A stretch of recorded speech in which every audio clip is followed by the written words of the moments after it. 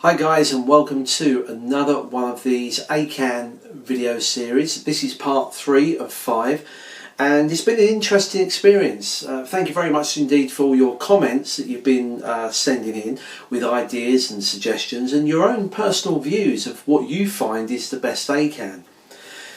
As the video implies, we are trying to search out in a light-hearted way, so don't take it too serious, in a light-hearted way, is there ever going to be a perfect Acaan? And I think the answer to that is going to be no, but we're having fun trying to find one that gets pretty close. And on today's series, what we're going to be looking at is a couple of routines, and the first one is probably one of my favourite Acaans. It's absolutely brilliant.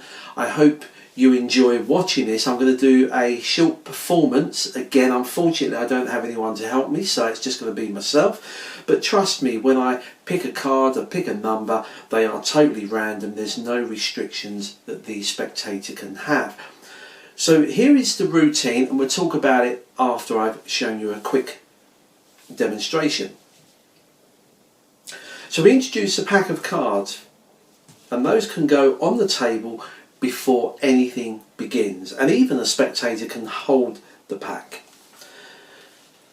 You talk about the randomness of things that can happen in life, and we want to try something with the pack of cards, and what I'd like someone in the audience to call out is a random card. Now you have a choice of 52 playing cards. I'd like you to choose any one of those. Now let's just say they pick randomly the Jack of clubs, but it could be any. So that we don't forget this, because it's not a card you've taken that you're just thinking of, I'm going to use these, which are my business cards. Good self-promotion gimmick as well. And what we'll do is we'll write on the back of this the card that you selected, which was the Jack of clubs. So we'll just put the Jack clubs. Okay, let me just hold that up so it can remind everyone what you've actually chosen. Okay, that's the mental selection of any of the 52 cards, and I'll put that on the table just here, the Jack of clubs. We can use the same spectator or even make it more interesting and have a random number chosen by another member of the audience. So they do have a free choice, and you ask another spectator, can you pick randomly a number between 1 and 52 inclusive? So they can pick any number. It really is a free choice. Now again, just to keep this video short and sweet, we're not going to pick a high number just purely for that reason. We'll go for 20. Now, so that we don't forget this as well, we'll just write the number down so we don't forget it. Okay, then let me just show you the number that's been randomly selected by this gentleman in front of me. Okay, and let's just put that here as well. Now sir, you've been holding on to the cards since the beginning. What I'd like you to do is just empty out the cards, and the spectator can remove the cards. Let me just show you, if I take those from you, let me just show you that they are just a random deck of cards. Okay, you can see that. I want to go through because I want to show the camera that they are just all random, and they are just a regular blue deck that you've been holding on to since the beginning of the trick. Now let's just recap on what's actually occurred here. 2 random occurrences.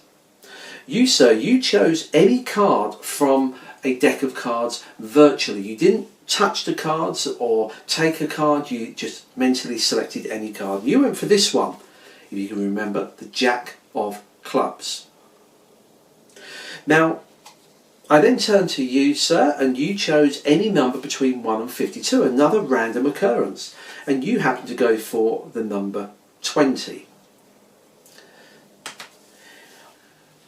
pick up the cards. We're not going to shuffle them, because if we shuffle them, people may think, hey, he's going to put them in some sort of order. So I'm not going to shuffle the cards, mix them up or anything. I want you, sir, to pick up the cards and deal down, counting out aloud, to the 20th card, and deal them face up. That's important. So the spectator takes the cards and deals 1, 2, 3, 4, 5, 6, 7, 8, 9, 10, 11, 12, 13, 14, 15, 16, 17, 18, 19. The 20th card is the thought of card, the Jack of Clubs. To me, that's as close to an Acaan as you're going to get. Hopefully you enjoyed that. What you saw me perform there is exactly as it would be done in front of a live audience. So, what version is it? Well, this one is by Stephen Tucker. It came out probably 10, 12 years ago, maybe before then, but it's certainly an old variation, and I quite like this one. So let's just go through how it works. Well, I'm not going to go into the in-depths of this, because you can still purchase this, but I do just want you to see how clever this is. And I've added my own little twist on this. First of all, let's begin by explaining that most Acaans are going to involve some form of calculation.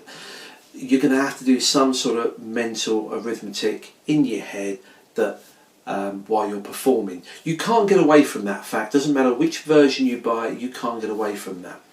Well, Stephen Tucker is the guy that invented this, and it's absolutely superb. So Stephen, thank you for such a brilliant version in my eyes. So let me just go through quickly some of the plus points on this. First of all, the pack is totally unfaked in terms of it's not a Svengali or rough and smooth or anything like that. All it is, it's in a particular order. It's got a stack to it, and once you've got the stack, that's it. Now, I will say, for you magicians out there, probably the younger magicians, if you can memorise a deck, you're almost there. Okay. Unfortunately for me, I could never memorise a deck when I was younger, and I certainly can't memorise a deck now. And that would kind of avoid you having to use the little crib sheet that I'm about to show you. Now, you thought these stack of business cards are for self-promotion, and they certainly are. It's a great gimmick. I always put down a pile of business cards when I'm performing. People can grab them and take them. It generates quite a bit of repeat business. But it's also useful when you're doing tricks where somebody doesn't physically take a card and they're holding on to it. Because most people, when you ask them for a number or a card, you ask them what the card was 5 minutes later and they've forgotten, which could totally ruin the trick. So it's always worth writing it down on a notepad if you've got a clipboard, and you can do that. And I found that the cards are quite useful to do this purpose as well, to write them down just in case. However, there is a reason why I'm using it on this trick. Part of the trick to begin with is you need to know what position the card is that the spectator has randomly selected, and they can have any of the 52 cards. Now, because I can't memorise this deck, I resort to a little crib sheet, which surprisingly is on the back of one of my business cards, and all I've done is stick it on the back here. Now, I know it's difficult for the camera to pick this up because it's quite small. It's a grid that by me looking on here, if for example I said the 2 of clubs, I could look at this grid and see that the 2 of clubs is in the 20th position down in this pack. If someone said the 5 of hearts, that would be in the 36th position in this deck. That's the only reason I'm using this, and I need to use this twice in the routine, and if you watch the routine back, you'll see where I glimpsed the back of this when I was holding up these relevant cards. It only takes a second to glimpse this, so don't worry about that. You glimpse it, but as I said, if you've got a good memory, you can memorize the deck, then you won't need this at all. So let me just go through the routine quickly as to what I did here. The Jack of Clubs is what somebody named. Now if I look on here, I can see that the Jack of Clubs is in the 11th position. Now I'm not too worried about that. What I'm after is the number 11, and I keep that in my head. So 11 is the position. Then you ask for any number. Now in this case it was 20, but they really can have any number 1 to 52, so they gave me 20.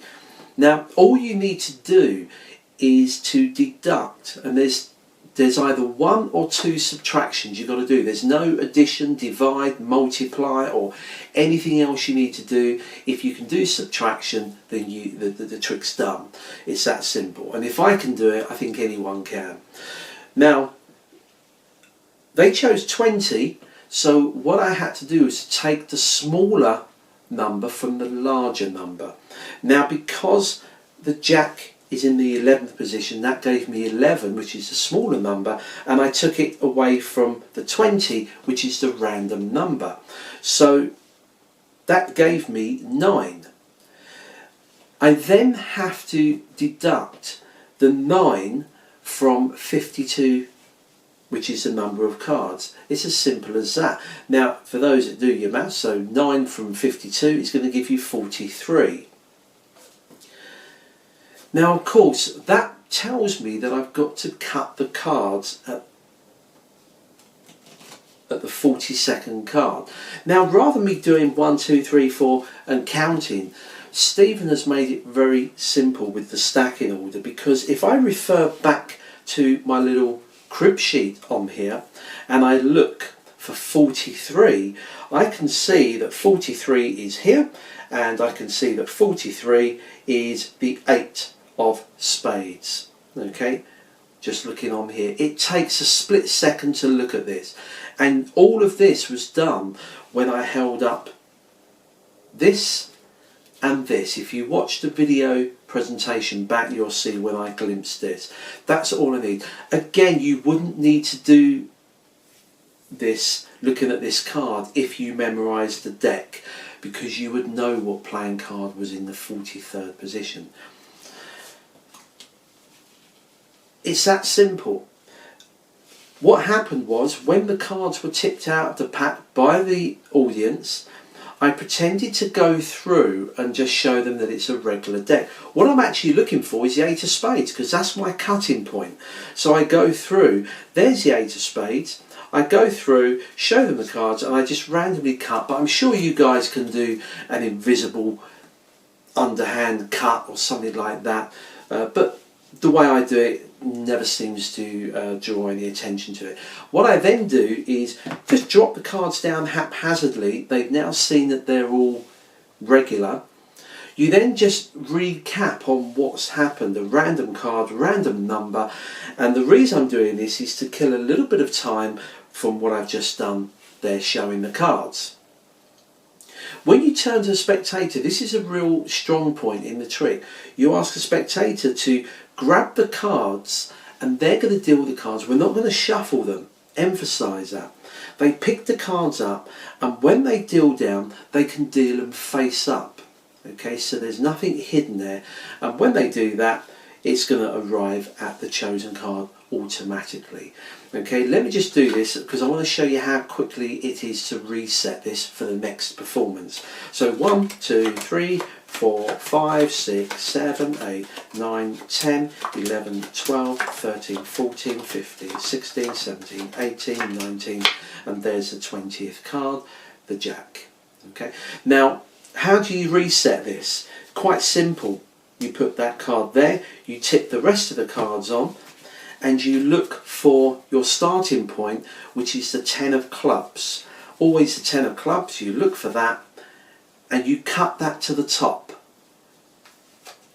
Okay, and the trick's ready. You can move on to the next table and do your next performance. It's that clean. Okay, so It is the Stephen Tucker Acaan. It's quite an old variation. I'm sure he's still selling this. If you search out Stephen Tucker and Acaan on the internet, I'm sure you'll find him and purchase it, because you'll love it. Because what you get is a download like this, and inside it's got loads of other ideas as well. So it's not just what you've seen here, you get a load of other ideas in there. So it's packed full of information. You just got to get it, you'll love it. Why is the Stephen Tucker version probably my favourite version of Acaan? Because if you're doing this on stage, he's come up with a way where you don't have to do any calculations. It's absolutely brilliant. And I just want to show you this. I'm not going to give too much away because I think it's worth the money to buy this. But Stephen came up with, and I'm using a clipboard here, and the idea was that when you're writing the name of the card on here, or the random number, there's a little device here, which I know the camera in front of me isn't going to pick up very well, but this one on the side will hopefully pick it up. And what you do is, when you're writing stuff on there, this is a little dial that spins around. Stephen shows you how to make this. Now, because I'm not going to use a felt tip because I don't think the camera will pick it up, but what you could do is, using your permanent marker, you could just put a dot where you want it. Now let me just give you an example why you don't have to do any calculations. I'm going to use a couple of pins here to stick in, just so the camera can pick it up a bit easier. Now remember, our two cards were the Jack of Clubs. Now on this dial, it's got all the cards of the deck, and I can see the Jack is there. Okay, there's the Jack of Clubs.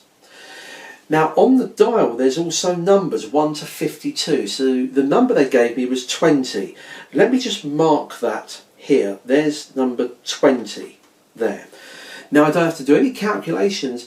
Under the pad on here, you would just use your thumb to spin this around. What you're going to do is simply line up those two dots that you put on. So that would line up there. And if I have a look at the top here, it tells me the 8 of spades is what I cut to. It's totally automated.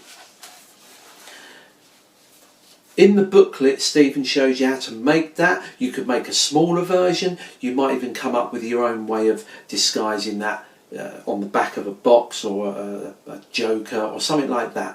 But my version doesn't use that because I wanted to do it table hopping and close up, and I felt this just wasn't quite right to carry around with me, and that's why I went for the little crib sheet on here on that. Now by the way, I don't claim any rights to this. That's Stephen's idea, which he has on the centre of this grid.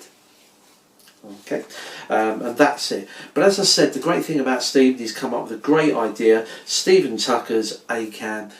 How many of the boxes does it tick on our list of 5 criteria for the perfect Acaan? Well, first of all, can the spectator shuffle the cards? No, they can't, because they're stacked. They can't shuffle the cards. Can they choose any playing card? Absolutely, 100%. They can choose any playing card in the pack. There's no restriction whatsoever. Thirdly, can they choose any number? Again, there's no restriction or alteration. Any number 1 to 52, and this trick will work. Does the magician need to touch the deck?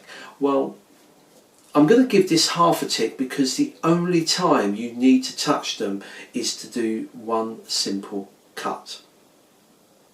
Okay, so we'll put a little tick there.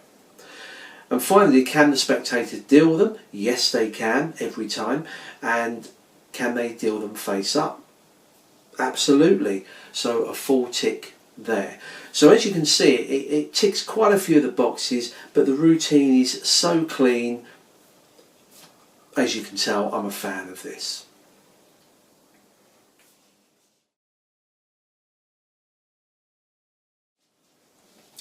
Hi guys, on this series of Acaan videos we always like to try and include at least 2 different tricks for your entertainment. We've just seen the fantastic Stephen Tucker routine. We're now going to do a very quick and simple routine which doesn't involve any sleight of hand or any number crunching in your head. So this is how it will look. You introduce a deck of cards and you can give those to a spectator to hold before you start. You then talk about virtual reality, and we're going to do part of this trick virtually in your head. You pick out a spectator and say, "You sir, I want you to picture in front of your face 52 playing cards randomly floating around. Red or black? Red.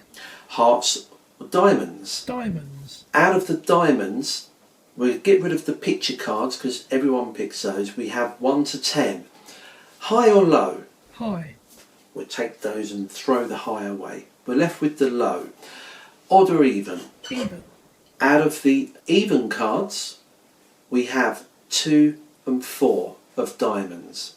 Give me one of those. 4. The 4 we throw.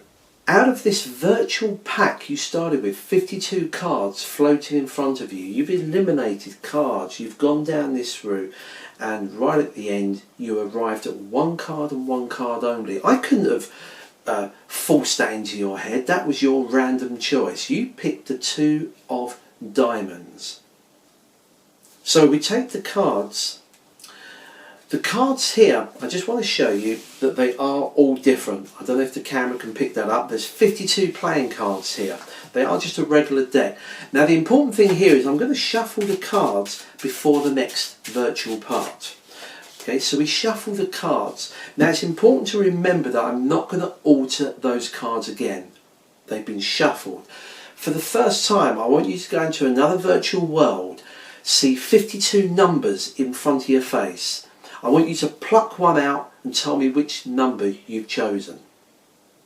15, absolute random choice. Yeah. I'm going to take the cards in the order they are and I'm going to deal down 1, 2, 3, 4, 5, 6, 7, 8, 9, 10, 11, 12, 13, 14. Here is the 15th card here. Now the cards that you've just dealt, as you can see, you could have had any of these. The card you stopped at, and you could have had any of these as well, the card you stopped at is the one you virtually picked earlier, the 2 of diamonds.